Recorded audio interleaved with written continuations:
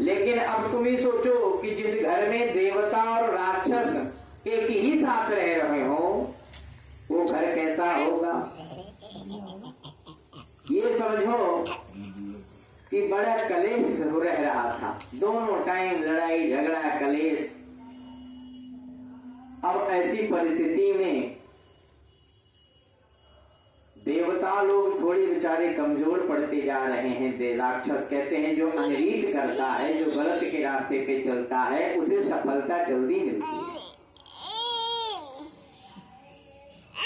विरोचन के पुत्र अर्थात प्रहलाद जी के पुत्र राजा बलि दैत्यों के राजा बना दिए गए और इतने बलवान कि किसी पे भी युद्ध करें, किसी से युद्ध करें, कभी भी जीत जावें। अब देव राक्षसों ने तो इतना पूरे ब्रह्मांड, पूरी पृथ्वी पे अपना जोर बना लिया, अपना राज्य साम्राज्य स्थापित कर लिया। देवताओं को लगा कि अब तो ये यहां रहने नहीं देंगे, तो इंद्रलोक में सारे देवता चले गए।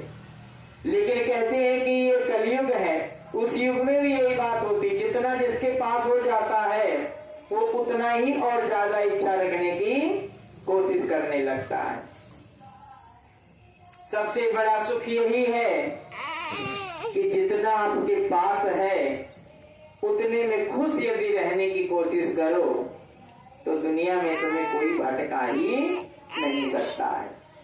राक्षसों को लगा कि अब नहीं, हमारा इतने में काम नहीं चल पा रहा है। इंद्रलोक के यहाँ एक चिट्ठी भेज दिया इंद्रदेव के यहाँ कि जा करके इंद्रलोक पूरा खाली कर दो, अब हम इंद्र के सिंहासन पर बैठेंगे।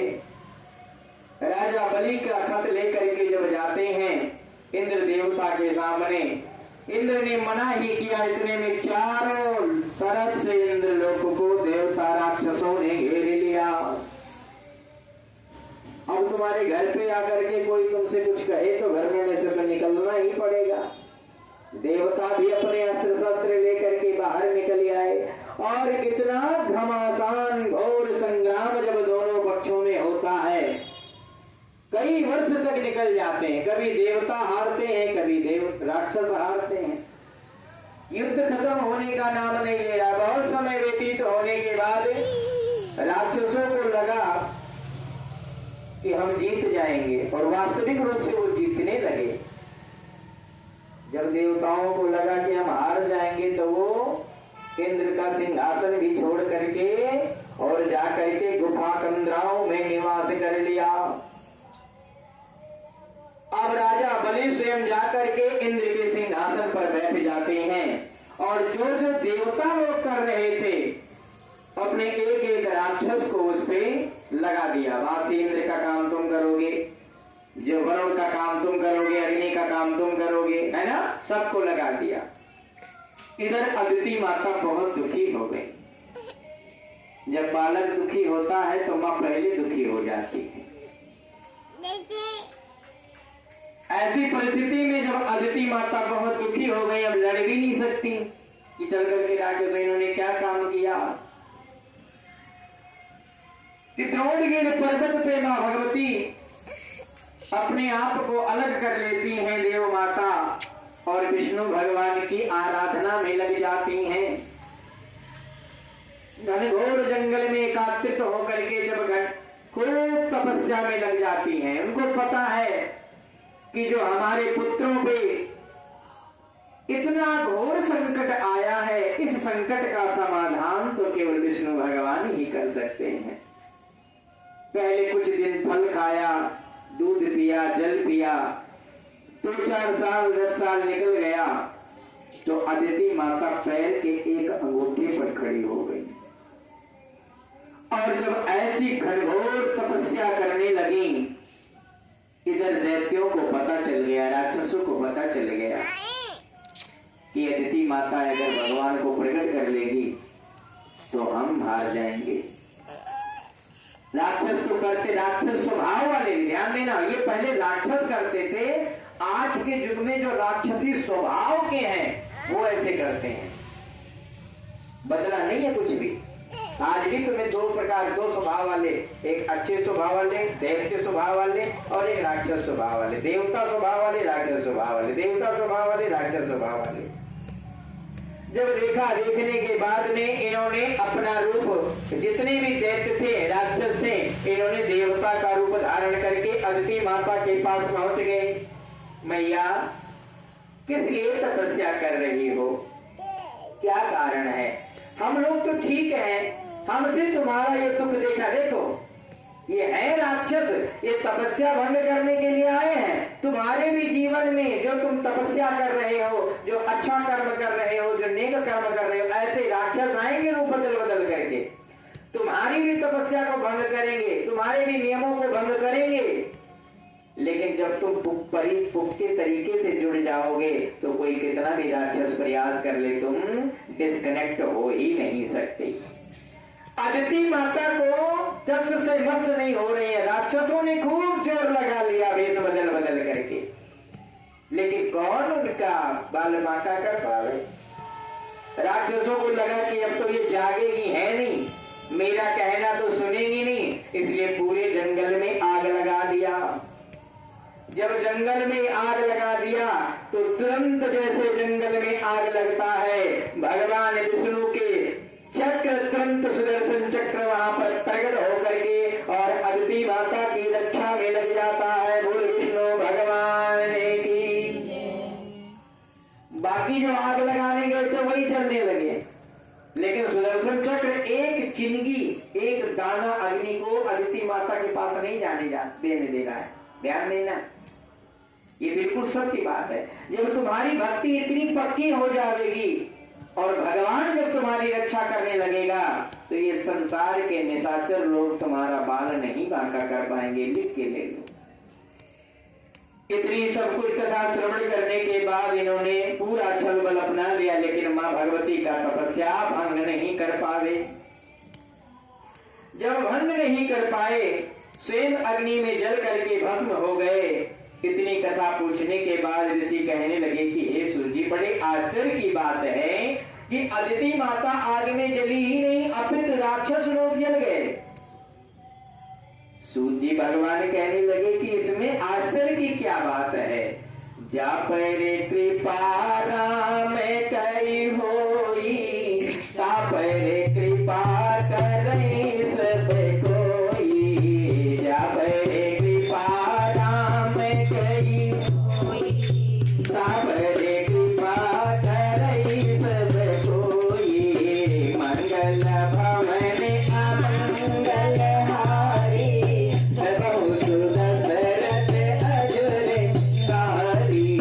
मंगल भवन अमंगल हारी, प्रभु सुदशरथ। जब भगवान की कृपा हो जाएगी आप पे तो भला आपको कौन कुछ कर सकता है। इस प्रकार के भगवान के स्मरण और जब वह समय व्यतीत हुआ, अग्नि शांत हुई, तो वेदों को धारण करने वाले, हाथ में शंख चक्र गदा, कंठ में सुंदर सी माला, जिनके रोम रोम में पूरा ब्रह्मांड समाया हुआ है, ऐसे चतुर्भुज भगवान श्री विष्णु जी प्रकट हो गए। बोल विष्णु भगवान की, बोल चतुर्भुज भगवान की। अदिति माता के सामने भगवान प्रकट हो गए और प्रकट होने के बाद हाथ जोड़ करके निवेदन करने लगी, भगवती मां, हे प्रभु, आप तो सब कुछ जानते हो, इन राक्षसों ने, दैत्यों ने हमारे पुत्रों पर कितना अत्याचार किया है। भगवान ने कहा अब फिक्र करने की आवश्यकता नहीं है। हे जगदम्बा, आप जाओ और मैं ही आपके गर्भ से बावन बन कर जन्म लूंगा। बोल बावन भगवान की जय। उस समय अंतर काल जब मां भगवती अपने घर जाती हैं, इधर राजा बलि को लगा कि जब हमने पूरा राज्य जीत लिया, कहते हैं पैसा कमाने के लिए मेहनत कर लो, पैसा आ जावे तो पैसे को रोकने के लिए, पैसे में पुण्य पाने के लिए, पैसे में बरकत पाने के लिए तुरंत दान करने लगो। ये मैं नहीं कह रहा हूं, ये राजा बलि का कथा कह रहा है। अब राजा ने पूरे साम्राज्य पे अपना अधिकार कर लिया, लेकिन ये साम्राज्य रुके कैसे। तुरंत बड़े बड़े यज्ञ अनुष्ठान करने लगा, बड़े बड़े यज्ञ अनुष्ठान उसी ढंग से करने लगा। भगवान को मौका मिल गया, कुछ समय व्यतीत होता है, वामन भगवान के रूप में विष्णु भगवान जन्म लेते हैं, जिनके हाथ में शंख चक्र गदा है। माता भगवती स्तुति करती हैं, पीताम्बर नयन सूर्य के समान तेज कमल नयन वाले पीताम्बर धारी, मुनियों के द्वारा स्तुति किए जाने वाले, दैत्यों का नरसंहार करने वाले, भक्तों के प्रिय वामन भगवान बहुत सुंदर सा रूप जन्म लेते हैं। बोल वामन भगवान की। जैसे ही भगवान का जन्म होता है, सभी देवता लोग स्तुति करने लगते हैं, प्रार्थना करने लगते हैं। बलि वामन भगवान ने कहा, चिंता करने का विषय नहीं है, हम जा रहे हैं, अब तुम सबका संकट दूर हो जाएगा। छोटे से हैं, बिल्कुल छोटे से भगवान, और तेज लिखा है इसमें कि 100 सूर्य के समान तेज है, एक सूर्य को नहीं देखा जाता, और बालक में 100 सूर्य इतना तेज है। छोटा सा छाता, छोटा सा कमंडल, छोटी सी जनेऊ, इतने छोटी सी छड़ी, और फुड़बुड़ वामन भगवान चल दिए। सोचो वो दृश्य कैसी होगी, बिल्कुल सब छोटा छोटा है वामन भगवान के हाथ में, और जा करके राजा बलि के दरबार में पहुंच गए।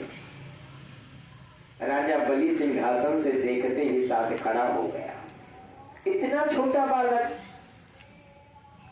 इतना तेज, यकीन ही नहीं हो रहा है, ये मुझे तो बालक लग ही नहीं रहा है। अपने सिंहासन पर राजा बलि खड़े होकर के जाकर के वामन भगवान का सत्कार किया। हे ब्राह्मण देवता, हम धन्य हो गए, आप हमारी यज्ञशाला में पधारे हैं। क्योंकि राजा बलि का यज्ञ चल ही रहा था लगातार। भगवान ने सोचा मन में, बेटा परेशान ना हो, जो कुछ भी तुम बैठे हो ना, भी सब हमारा होने वाला है।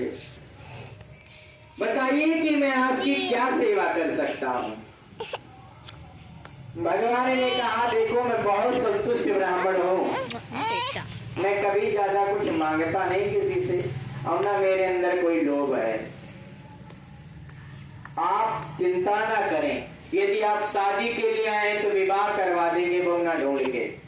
यदि आप गांव मांग रहे, नगर मांग रहे, मोहल्ला मांग रहे, वो भी दे देंगे, खजाना मांग रहे वो भी दे देंगे, आप हमारे दरबार में वो भी दे देंगे, जो कुछ भी आप चाहें सब कुछ आपको दे दिया जाएगा। भगवान ने नहीं, मैं बहुत पक्का वाला ब्राह्मण हूँ, ये नहीं, ये सब चाहिए नहीं मुझे, फिर क्या चाहिए।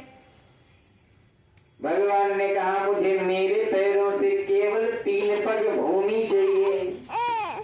राजा बलि हंसने लगा, एक यार तुम ये, एक तो तुम इतने छोटे से, और तुम्हारे पैर ऐसे, तुम 3 पग जमीन लोगे कैसे। मेरे नहीं समझ, 3 पग भूमि में होगा क्या तुम्हारा। शुक्राचार्य जी वहां बैठे हैं अपनी कुर्सी पर, सारी वार्तालाप सुन रहे हैं, वो देख रहे हैं, अलग का दिमाग लगा रहे हैं वो। भगवान ने कहा कि हमें देखो, मैं पहले ही बता चुका हूं कि मैं बहुत संतुष्ट ब्राह्मण हूं, मुझे कुछ भी नहीं चाहिए, अगर आप प्रसन्न ही हैं। और मैंने आपका बड़ा नाम सुना है राजन, मैंने तो यहाँ तक सुना है कि राजा बलि के दरबार में यज्ञ होते समय पे कोई ब्राह्मण पहुंच जाए वो खाली नहीं आता, और नियम भी है ये। इसीलिए आजकल पूजा पाठ चल रहा होता है ना, कोई भिक्षुक आ जाता है तो उसको लोग मना कर देते हैं, ये है ना, क्योंकि वहां राजा बलि का यज्ञ चल रहा था तो भगवान पहुंचे थे, और 5 मिनट के अंदर सब कुछ खाली करवा दिया था, है ना। लेकिन एक बात और सुनो, कि धन से ही तो खाली करवा दिया था, लेकिन भगवान ने मन में बसा लिया था। और आज के युग में जिसे भगवान मन में बसा लें, बहुत बिड़वे का करोड़ों अरबों में एक होते हैं। बोलो गोविंद भगवान की। कल मैं राजा बलि के 3 पग नपवाऊंगा, और जब पाताल लोक में ऊपर तक, उधर भू भुआ अंबर तक पहला कदम नापेंगे, दूसरा पाताल लोक को, वहीं से गंगा जी का प्रादुर्भाव होगा। तो गंगा जी का महत्व कल समझ में आएगा, क्योंकि समय कह रहा है कि अब आप नागलीला करें, और हम समय के बहुत पक्के इंसान हैं। बोल गोविंद भगवान की, बोल वामन भगवान।